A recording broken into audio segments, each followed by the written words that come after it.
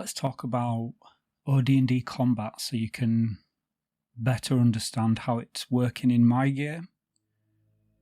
But just before I explain, I just want to clear up some things. There seems to be a popular view out there that Chainmail was never meant to be used with OD&D, and the alternative combat system is a separate entity altogether. The thing is, without Chainmail, you don't even have a game at all. If you read the rules, you can't miss the fact that Chainmail is everywhere. The monsters themselves, in many cases, have no details, as the text reads for many of them as described in Chainmail. And in fact, the way monsters are described and the way they behave mechanically throughout all editions of D&D, in many cases, still use mechanics that were originally described in Chainmail. You simply cannot deny this evolution from the Chainmail Fantasy Supplement right through to 5th edition. The alternative combat system is just a few tables. No structure on how to conduct an actual combat is given. You need to refer to the man-to-man rules in Chainmail. Even if you're not using weapon classes and D6 based attacks, as per the normal Chainmail rules, without Chainmail, OD&D is incomplete. You just don't have a full game. So regardless of whether Arneson moved away from it, or Rob Kuntz says that Gary didn't use it, the rules, which are the means to play the game as it was designed, rely heavily on it. Gary Gygax's system in AD&D is a clear evolution of it. Holmes, Moldvay, Cook and Mensa D&D are a clear evolution of it. And the strategic review examples of combat written by Gary Gygax are clearly trying to tell you how interlinked Chainmail and OD&D are. A counterpoint regarding Arneson's lack of use of it: read his rules for Blackmore published by the Judges Guild years after OD&D came out. After he revised it, there are plenty of similarities to Chainmail there. He even uses the same troop types: heavy horse, light horse, heavy foot, light foot, armoured foot. It's all there. I think the confusion lies in the fact that people think not using Chainmail means using the alternative combat system instead. But the alternative combat system needs the preceding rules in Chainmail to work. The alternative combat attack matrices are supposed to replace how parts of the man-to-man system in Chainmail work, but you still need to use the rest of it. OD&D without Chainmail is an incomplete rule set. Over time, Chainmail references did indeed fade from the game, but even today its influence and necessity still remain. It may have been Gary's intention to recommend its use to sell more copies of Chainmail, and possibly to save on the printing costs of providing more rules in OD&D.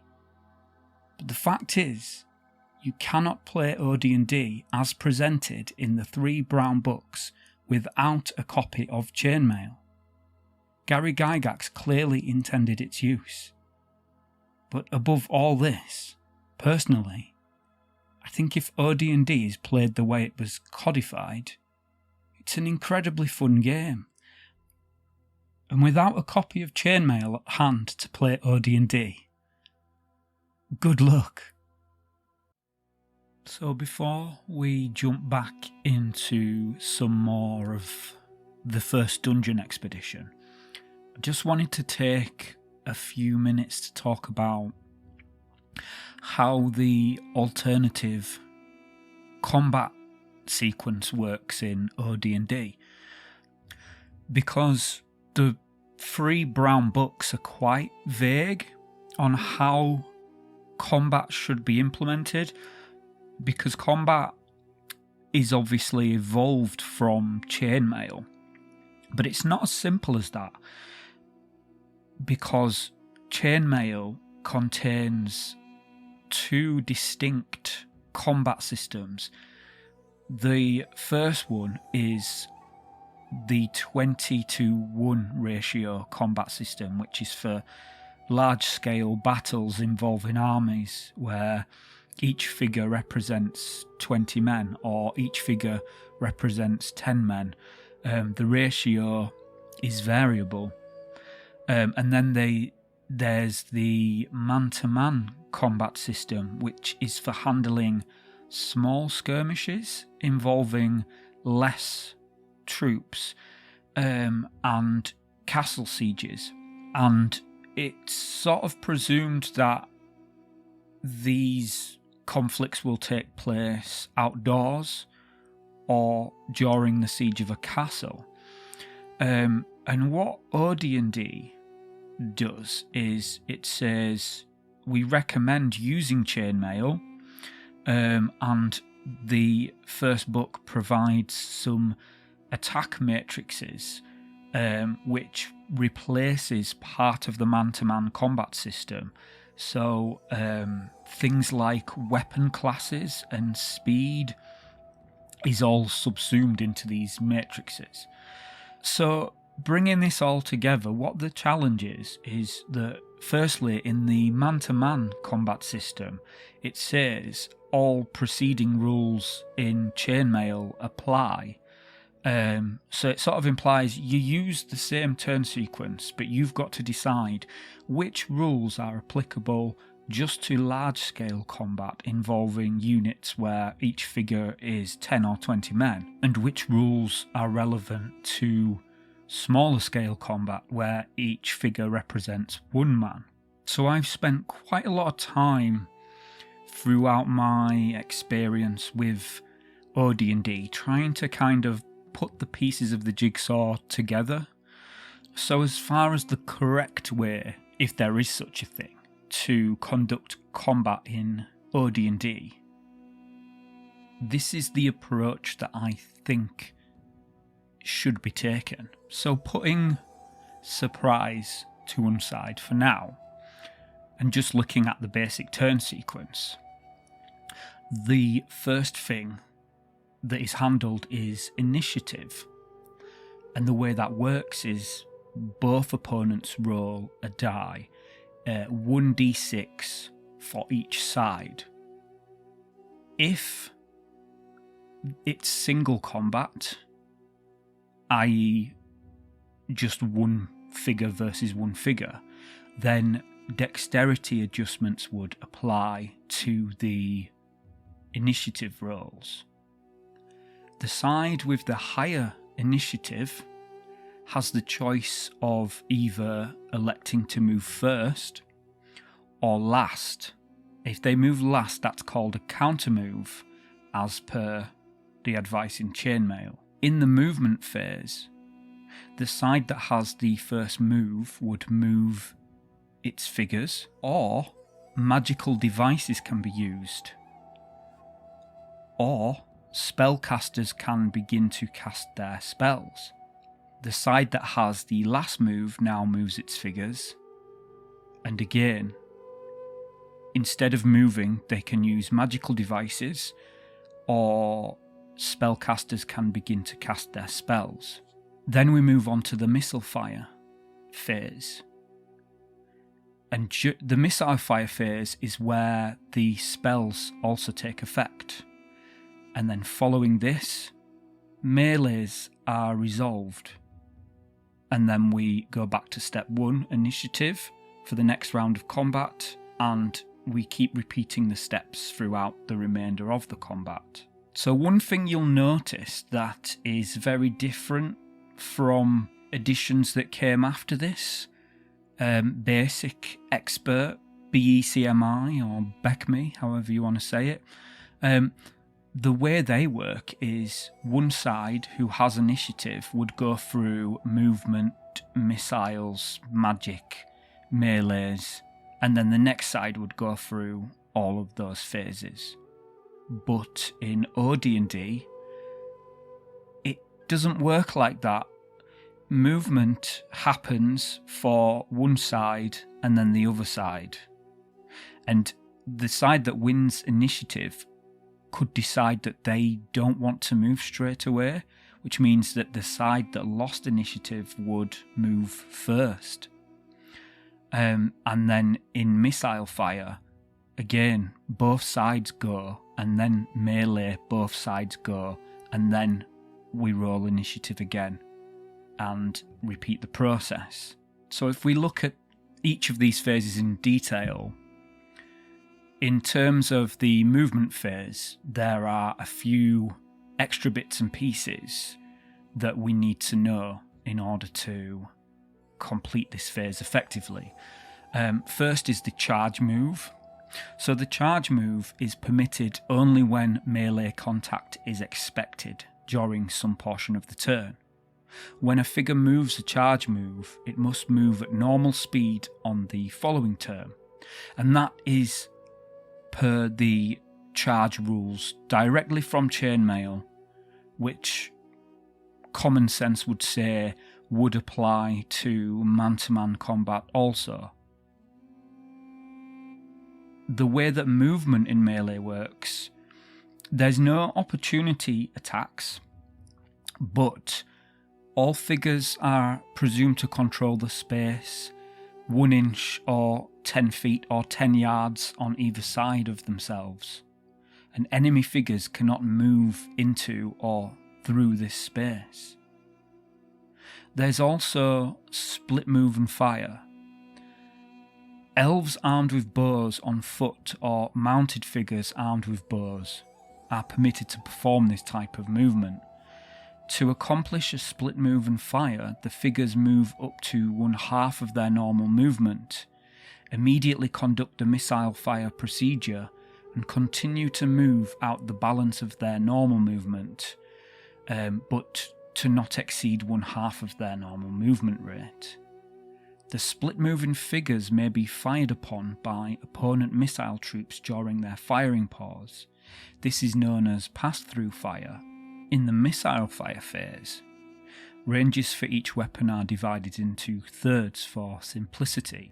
Individual targets are selected, and the midpoint of the move would be used for range determination if the missile fire is pass-through fire on split moving troops.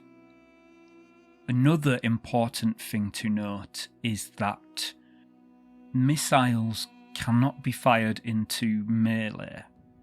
Now, the way that I interpret this is missiles cannot fire into melee that is active.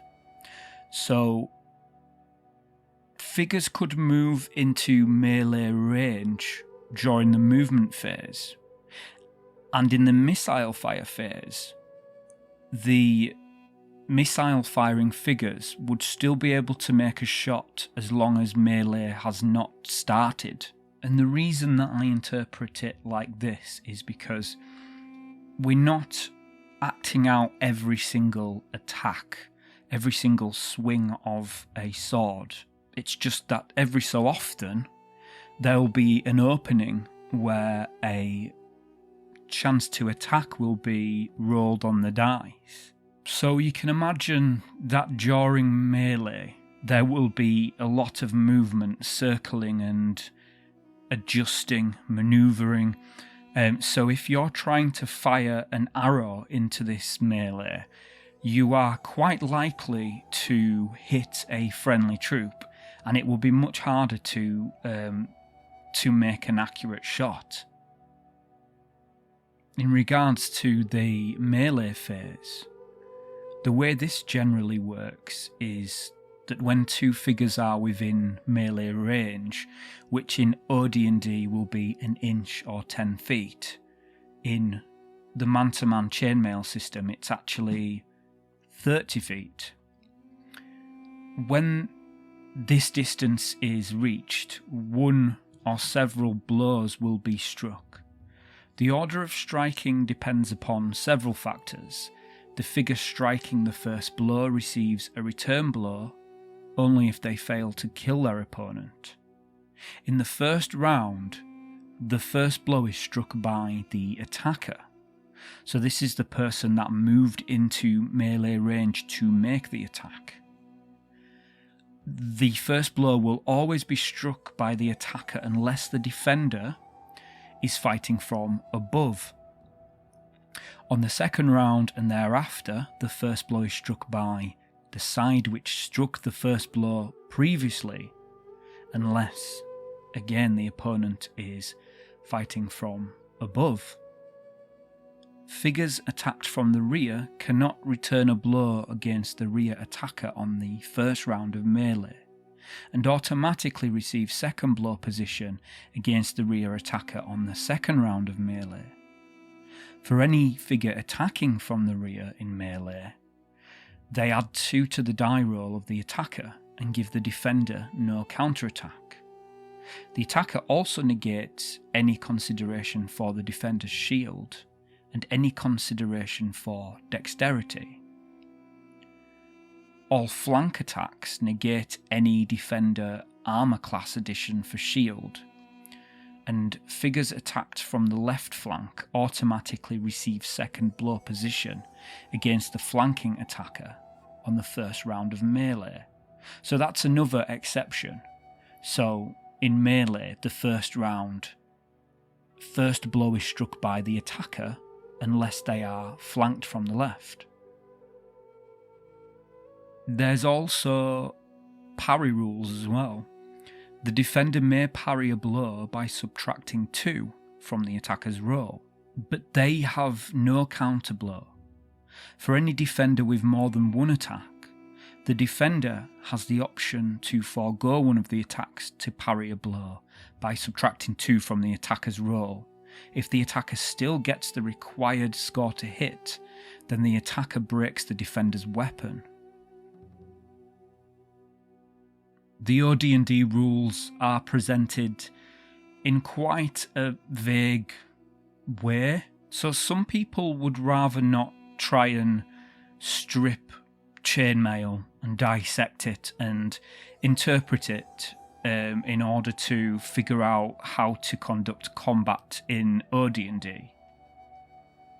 If you look at the combat example in Strategic Review Issue 2, this does seem to very much line up with the turn sequence that I've presented here. The main reason that I thought I'd sort of go over this and discuss it isn't to say this is the correct way to play OD&D. There are still things that will inevitably need to be ironed out. But the turn sequence that I've managed to come to naturally is based on me very much following the advice of Gary Gygax and Dave Arneson in the 3 brown books. And so here we are. But having said all that, the main reason that I wanted to discuss it is so that you get a better understanding of how I'm conducting combat in my OD&D games. And there will be times where I make mistakes, or I forget to do something, because that's what happens when you play games on the fly. It's never intentional, it just happens from time to time. There will also be times when I will notice something that I didn't notice before when I'm looking at a particular rule that I've not read too many times, and this may offer some further insight, and the turn sequence will be updated again. So this is where we are at the moment, and where we go from here remains to be seen. But as far as playing OD&D rules as written is concerned, I think I'm very much on the right track, and surprisingly, the approach that combat takes is quite different to what is presented in most of the retro clones out there that are designed to clone original Dungeons and Dragons.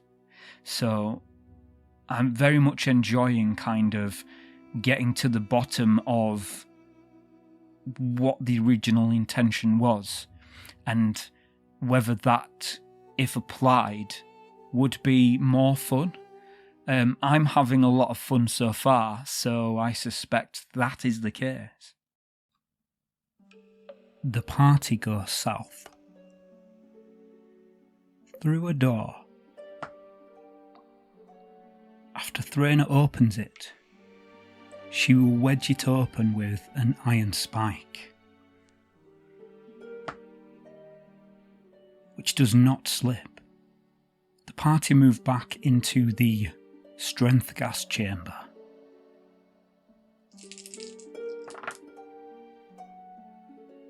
Which nobody triggers this time.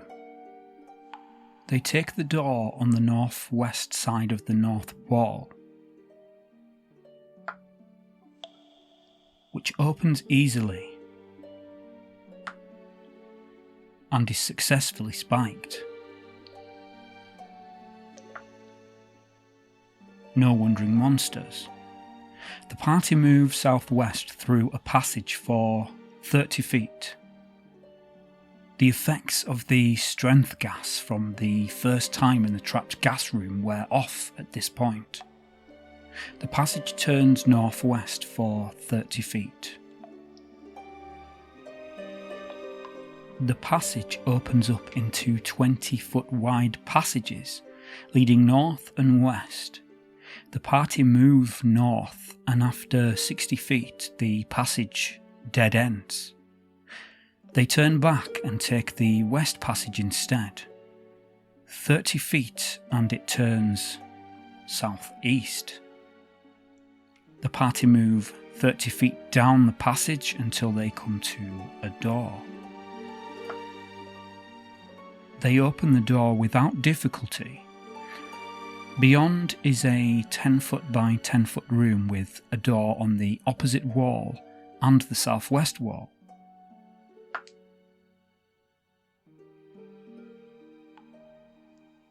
The party spike the door they came through. They open the southwest door. They also successfully spike that one open as well. They move through a 20 by 30-foot room beyond the door to discover a further door on its opposite wall. This door is stuck fast. The party are due a rest, so they will rest until the turn ends before any action is taken. They break the door down. They do not disturb any lurking monsters. All is quiet once more. Beyond the door is a southern passage which goes 30 feet, then turns east where the party move another 30 feet. The party continue along yet another 30 feet, passing a side passage which curves southeast. They come to a Y-shaped intersection going northeast and southeast. Both these passages widen to 20 feet.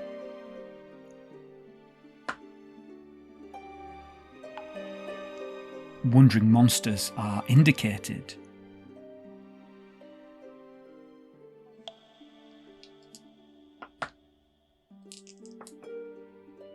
The party are not surprised. The monsters cannot be, because the party's torch negates surprise here. The party hear something approaching from the northeast passage. They have the initiative.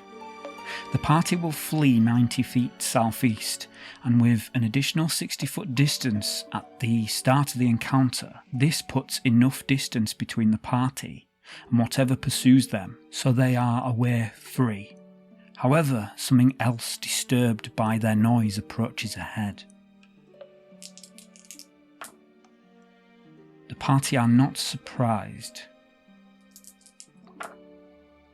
Distance is once again at 60 feet. The stranger has the initiative. It's a magician, wandering the maze of the underworld without protection.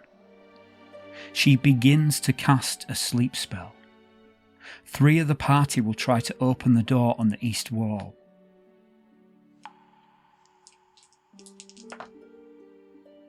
They make it through.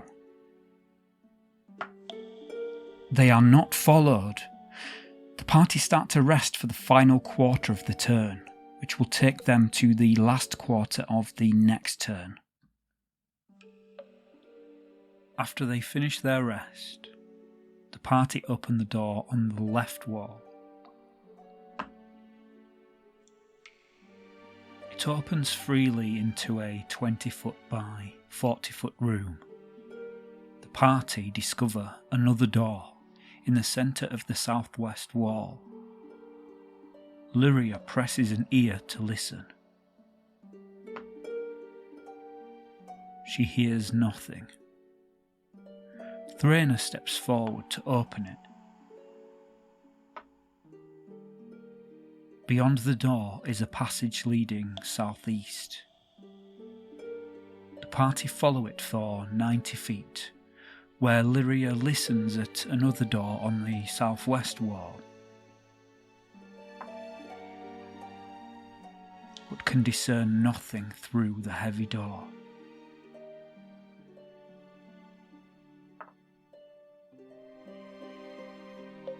The party rest for 10 minutes, and are not disturbed while they do.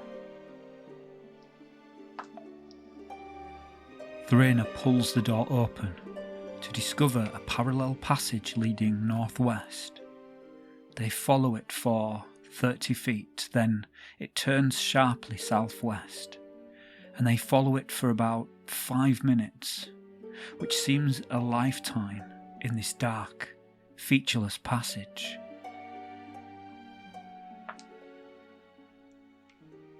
The party hear distant movement echoing throughout the passage behind them.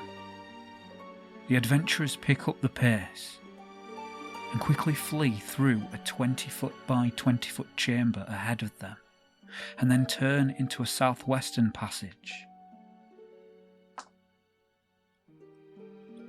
The sounds fade away down distant corridors into obscurity. Thraina tries a door to her left, which yields to her strength, revealing a small 20-foot by 30-foot room beyond, which lies empty and plain at a glance.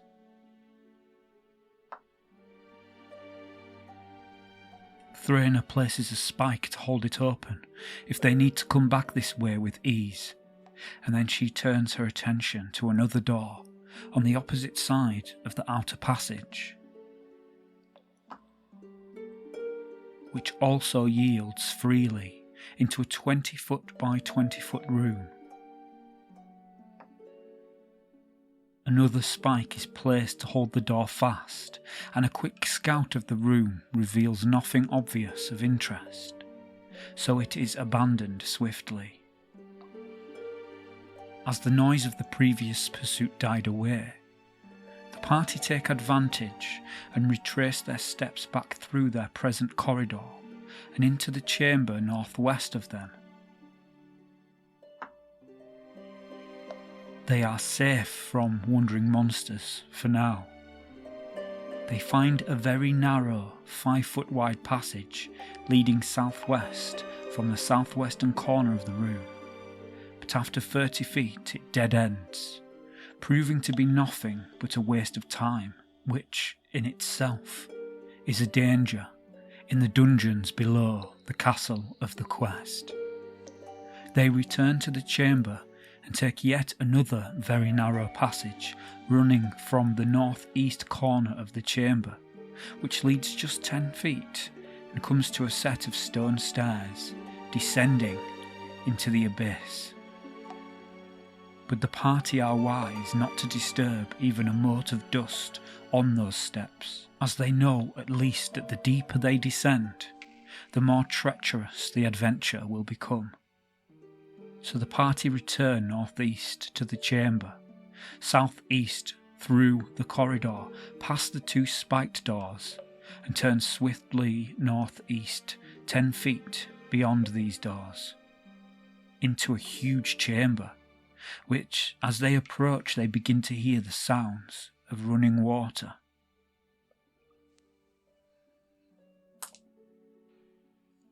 All is undisturbed behind them, and in front, in the huge chamber, which runs 30 by 60 feet, what seems to be a natural spring gushes from the ground at the far side of the chamber, and it flows into a fine stream which twists southeast through a passage set in the centre of the southeast wall.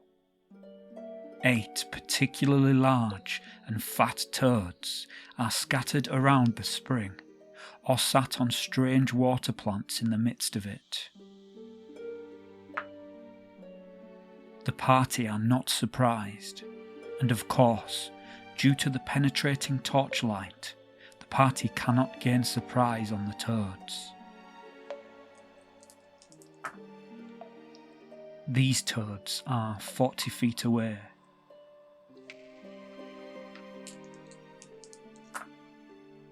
And the party has initiative. They note glimmers of gold and silver, which catch the torchlight resting beneath the spring. Occasionally, a few coins are pushed to the surface of the water, before they descend once again, to rest in piles at the bottom of the shallow pool. The party have a plan. They will try to lure the amphibians away from the treasure by fleeing into the room southwest of them. Unfortunately, as the plan takes motion, the toads do not pursue the fleeing party, but are quite content to sit in the humid chamber amidst the spring. The party retrace their steps all the way back up the lengthy northeast corridor. They turn back into the passage running southeast to northwest, where they stop at the door to catch their breath for the turn.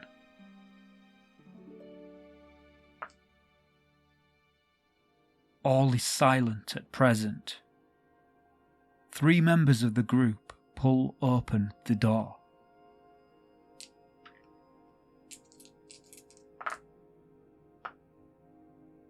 It is spiked open as they pass through it. Then they turn southeast and follow the corridor 10 feet, whereby it turns sharply southwest, and 10 feet further leads into a 40-foot by 20-foot chamber, where they run into 4 bandits.